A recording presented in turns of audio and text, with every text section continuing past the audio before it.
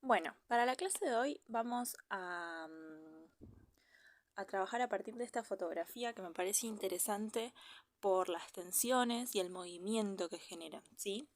Bueno, lo primero que vamos a hacer, como les había planteado, es encontrar un eje central, que en este caso lo podemos ver acá, de la cabeza a este pie, y también vemos que hay una curva muy fuerte que la podemos sintetizar en dos o tres rectas, ¿sí? Podemos encontrar una recta acá, en esta diagonal, otra recta de la cabeza al hombro y otra recta de la rodilla al pie. Entonces, estos van a ser los primeros indicadores que nos van a permitir pensar más o menos en qué formato entra esta figura, ¿sí? Para mí lo más sencillo siempre es encontrar un cuadrado o un rectángulo en el que ubicar la figura, porque esas verticales y esas horizontales nos van a permitir plasmarlo en el plano de una manera como mucho más sencilla. Tengan en cuenta que yo en esta clase voy a estar marcando todos los indicadores sobre la fotografía, entonces claramente se ve mucho más sencillo de lo que es, porque yo siempre voy a tener la imagen de referencia abajo, ¿sí? Nosotros lo que hacemos cuando representamos es bajar estas proporciones y pasarlas a un plano que está en blanco, ¿no? Pero bueno, espero que les sirva como referencia para empezar a reconocer algunas cosas, ¿sí? Entonces, ya teniendo esta vertical, nosotros reconociéndola, cuando la tenemos que pasar en el plano, tenemos que saber más o menos dónde la ubicamos, ¿sí? Sabemos que está del centro a la derecha, mirándolo en espejo, ¿no? Pero bueno, ¿cuánto a la derecha? Entonces, siempre nos va a servir de referencia esto que hablábamos la vez pasada, tener algún tamaño guía que nos permita ir moviéndolo y que sea fiel a su tamaño en relación al resto de la imagen, ¿sí? Entonces, lo mismo, vuelvo a usar la cabeza porque me parece que es una medida que no es ni tan grande ni tan chica. Si nos queremos poner súper minuciosos, la mano, por ejemplo, también, este puño podría ser una buena referencia, pero en ese caso vamos a tener que hacer una cuenta como mucho más precisa y que quizás nos lleve más tiempo. Yo creo que con la cabeza más o menos, o el pie en este caso también nos podría servir como referencia, ¿sí? Podemos usar el pie, por ejemplo, para cambiar y no usar siempre la cabeza. Entonces, si usamos el pie, vemos más o menos cuántos pies, tomamos medida, más o menos cuánto mide este pie. Esto va a ser muy general, pero más o menos para tener una idea, vamos midiendo cuántas veces ese largo de pie entra en el ancho, ¿sí? 1, 2, 3, 4, 5 veces entra en el ancho. Y ese mismo pie lo giramos y lo llevamos a la vertical, más o menos, ¿no? Acá nos queda un pedacito. Y acá otro pedacito. Podrían ser 1, 2, 3, 4 y un poquito, pero pongámosle más o menos 4, 5, 5 por 4, ¿sí? Entonces ahí nos da más o menos esta referencia y esta relación de tamaño que tiene este rectángulo. Entonces, sí, porque este pie me quedó chico. 4 por 5, ¿sí? Entonces, una vez que ya tenemos más o menos esta proporción, medimos a qué altura, por ejemplo, está esta vertical, está en el medio de esta medida. Entonces ya ahí tenemos esta relación que cuando la pasemos al papel ya sabemos dónde va esta vertical y la plantamos, ¿sí? Y lo mismo podemos hacer en la altura del pie, a ver a qué altura está este cruce de líneas, este cruce de diagonales que reconocemos con mucha fuerza, que después lo que se lee es como una curva. Podemos acá encontrar otra curva. Y acá de hecho también hay como una curva muy sutil. Son como las tensiones más fuertes y esta diagonal de pierna que reconocemos en la figura. Entonces, en ese caso, lo mismo, más o menos al encontrar este punto, que más o menos está a la medida de un pie y un poquito, ¿sí? Ya sabemos que más o menos esta diagonal se va a encontrar con esta vertical a esta altura y va a encontrarse con este punto. Y esta diagonal va a bajar más o menos acá ¿sí? Calculando lo mismo a cuántos pies y se va a encontrar ahí. Entonces, pasando en limpio un poco todo esto, voy a cambiar de color, buscar uno que nada que ver, bien.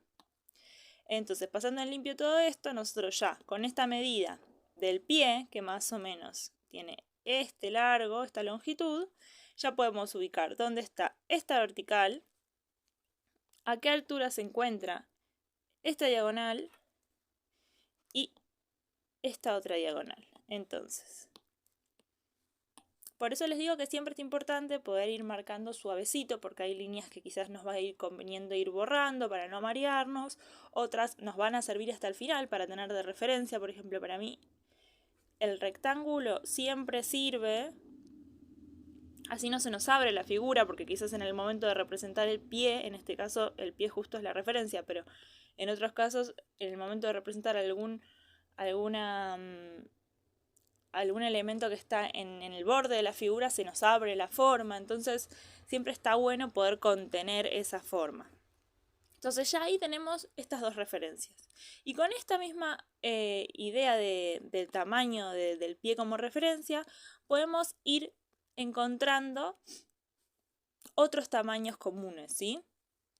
Por ejemplo, a qué altura estaba la cabeza, más o menos. Nosotros vemos que si el pie es más o menos hasta acá, la cabeza sigue un poco más. Acá encontramos otra diagonal. Entonces vamos a ir tirando pequeñas rectas que nos sirvan de guía, ¿sí? Por ejemplo, esta se lee como una horizontal, pero en realidad el codo está flexionado. Entonces vemos que es una diagonal y otra diagonal muy sutil. ¿A qué altura, a cuántos pies se termina este brazo, ¿no? Entonces, más o menos es un pie y 3/4, porque el otro pie terminaría más o menos acá. Entonces, ya sabemos que ahí tenemos esta mano que termina. Después empezamos a ver cuánto es el tamaño de la mano, dónde los dedos y demás. Todo eso es como mucho más específico. Pero primero ya con saber dónde termina la mano, dónde termina la diagonal, dónde encontramos la rodilla, ¿sí?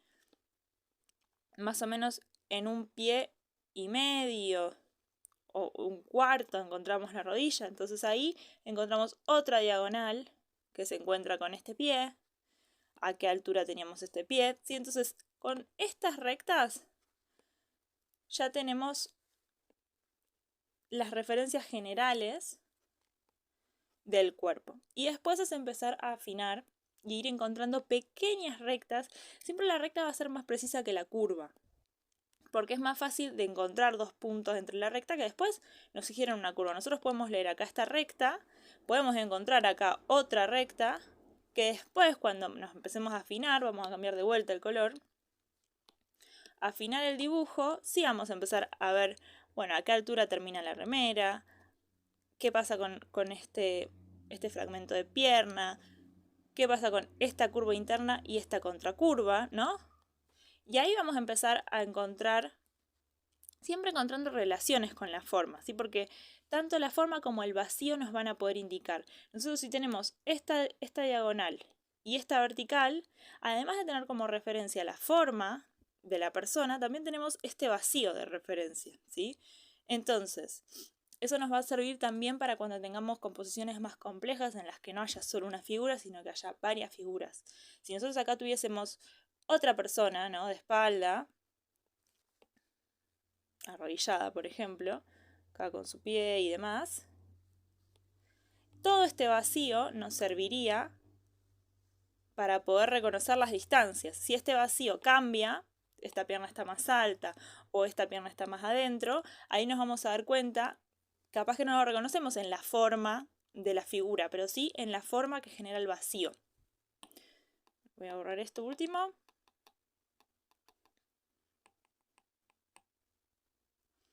Así no nos vamos de tema. Entonces, ahí sí empezamos a afinar todo tipo de relación de tamaño más precisa. A qué altura está la oreja, ¿sí? Y ahí sí podemos agarrar también otra medida de referencia. Por ejemplo, la oreja nos puede servir para hacer algunas referencias en relación al rostro. ¿Cuántas orejas entran hasta que la pera se encuentre con el brazo? ¿Sí? Entonces ahí ya la oreja, cuántas orejas para arriba, para la cabeza. Podemos cambiar de elemento de medida, pero siempre que tengamos en cuenta que si estamos utilizando ese ahora, ese va a ser siempre el elemento de medida para esas proporciones.